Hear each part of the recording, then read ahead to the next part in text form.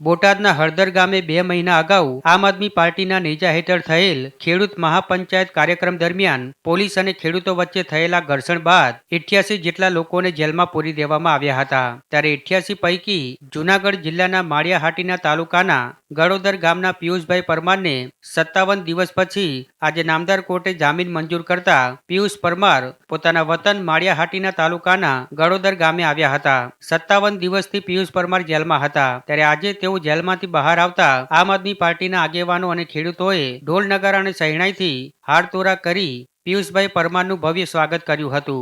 આમ પિયુષ પરમારના પરિવાર સહિત ગામમાં દિવાળી જેવો માહોલ સર્જાયો હતો। મોટી સંખ્યામાં પિયુષભાઈ પરમારના નિવાસસ્થાને આમ આદમી પાર્ટીના કાર્યકરો અને ખેડૂતો હાજર રહ્યા હતા। જ્યાં પિયુષભાઈ પરમારે પ્રતિક્રિયા આપતા કહ્યું હતું કે આમ આદમી પાર્ટીને બદનામ કરવાનું આ ભાજપનું કાવતરું હતું, પરંતુ અમે હતાશ થવાના નથી।